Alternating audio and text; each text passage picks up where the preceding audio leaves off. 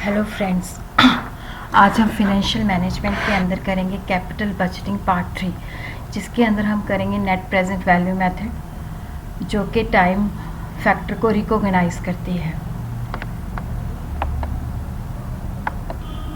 Net present value method के अंदर क्या होता है कि यहाँ पे ये टाइम को कंसिडर करता है। ये कहता है कि जो 1 रुपया हमें आज मिल रहा है उसकी वैल्यू ज़्यादा है जो हमें फ्यूचर के अंदर मिलेगा। और यहाँ पे जो डिस्काउंट रेट होता है वो मार्केट रेट ऑफ इंटरेस्ट के साथ होता है। यहाँ पे वो प्री डिटर्मिन्ड होता है। नेट प्रेजेंट वैल्यू को हम ऐसे भी कैलकुलेट कर सकते हैं कि हमें appropriate rate of interest determine करना पड़ेगा, जिसको हम cut off rate of interest भी कहते हैं। जो मार्केट के साथ, मार्केट के अंदर जो रेट ऑफ इंटरेस्ट होता है जनरली वही होता है। यहाँ पे क्या होता है कि नेचुरली जब हम कोई प्रोजेक्ट लगाते हैं तो वहाँ पे आउटले होता है, जिसको हम कह देते हैं आउटफ्लो ऑफ एक्सपेंडिचर। तो वहाँ पे उसकी प्रेजेंट वैल्यू कैलकुलेट करते हैं। फिर उसके बाद क्या होता है कि जो एनुअल कैश इनफ्लोज होते हैं उनकी प्रेजेंट वैल्यू कैलकुलेट करते हैं। एनुअल कैश इनफ्लो का मतलब होता है profit after tax but before depreciation. उसके बाद क्या होता है कि दोनों को हम कंपेयर करते हैं। जो इनफ्लो की प्रेजेंट वैल्यू होती है उसमें से हम present value of total investment expenditure को माइनस कर देते हैं। अगर वो पॉजिटिव है, अगर वो नेचुरली अगर 3-4 प्रोजेक्ट है तो जिसकी सबसे ज़्यादा मैक्सिमम नेट प्रेजेंट वैल्यू होती है उसको हम सिलेक्ट करते हैं। उसके बाद नेट प्रेजेंट वैल्यू मेथड के अंदर हम ये फार्मूला अडॉप्ट करते हैं। पीवी जो है इसका मतलब होता है present value is equal to 1 divided by 1 plus R raise to power N. R जो है रेट ऑफ डिस्काउंट है और एन का मतलब होता है नंबर ऑफ ईयर्स। अगर यहाँ पे हमारे पास एनुअल कैश इनफ्लोज दिए हुए हैं तो हम A1 divided by 1 plus R plus A2 1 plus R raise to power 2 so on calculate करेंगे।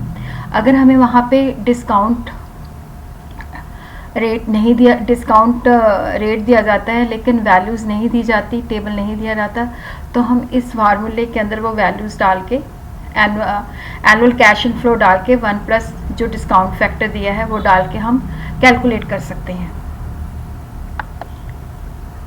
यहाँ पे हम एक प्रॉब्लम को सॉल्व करेंगे। जैसे यहाँ पे डिस्काउंट रेट है 10%। हमारे पास 2 प्रोजेक्ट हैं। एक प्रोजेक्ट के अंदर हमने 20,000 लगाना है, उसकी लाइफ जो है 5 इयर्स है। स्क्रैप वैल्यू जो है 1,000 है। Earning after tax before depreciation इन्होंने हमें दिया हुआ है। First year 5,000, second year 10,000, third year फिर 10,000, फोर्थ ईयर 3,000, फिफ्थ ईयर 2,000। उसी तरह प्रोजेक्ट बी जो है उसकी इनिशियल इन्वेस्टमेंट 30,000 है। एस्टिमेटेड लाइफ 5 इयर्स है। स्क्रैप वैल्यू 2,000 है। Earning after tax but before depreciation given है 5 इयर्स के लिए। अगर हमें earning after tax before depreciation नहीं दी होती तो हम उसको कैलकुलेट करते हैं।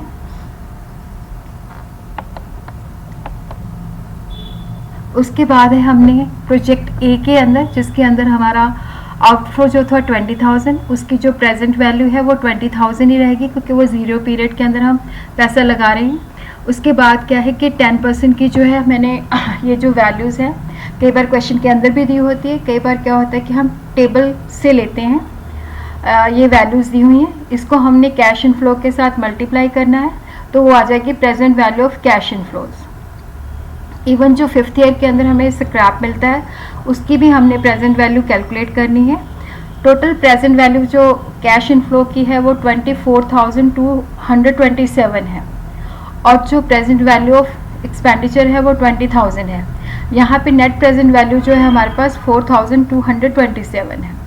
उसी तरह हम प्रोजेक्ट बी के अंदर भी नेट प्रेजेंट वैल्यू कैलकुलेट करते हैं। यहाँ पे डिस्काउंट फैक्टर उन्होंने हमें दिए ही रखा है।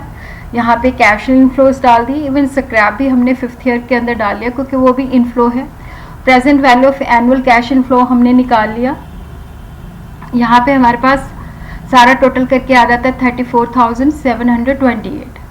अब यहाँ पे जो इनिशियल इन्वेस्टमेंट है उसकी भी प्रेजेंट वैल्यू हमने कैलकुलेट कर ली। वो 0 पीरियड के अंदर है तो इसलिए उसकी वैल्यू 30,000 ही रहेगी।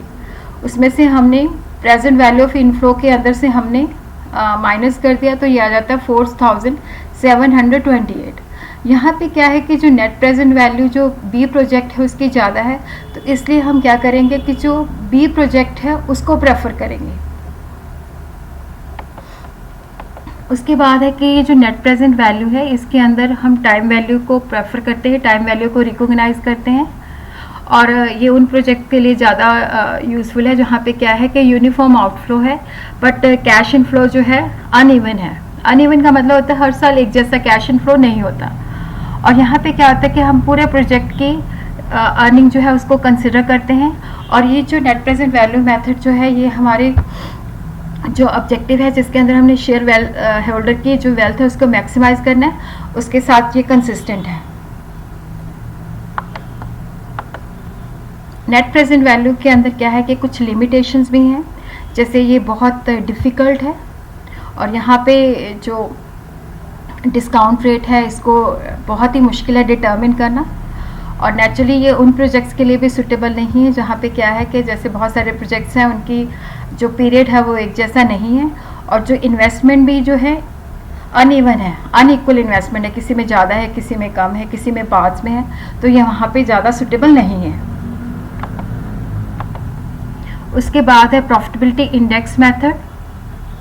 प्रॉफिटेबिलिटी इंडेक्स मेथड के अंदर क्या होता है, present value of cash inflow divided by present value of cash outflow, और अगर ये हमारी जो वैल्यू जो है 1 से ज़्यादा आती है तो हम उसको एक्सेप्ट कर लेते हैं, और ये उन प्रोजेक्ट्स के लिए सूटेबल है जहाँ पे क्या है कि अनइक्वल इन्वेस्टमेंट्स है। बट अगर क्या है कि कॉम्पिटिटिव प्रोजेक्ट्स हैं और प्रॉफिटेबिलिटी इंडेक्स मेथड और नेट प्रेजेंट वैल्यू मेथड जो है हमें कॉन्फ्लिक्टिंग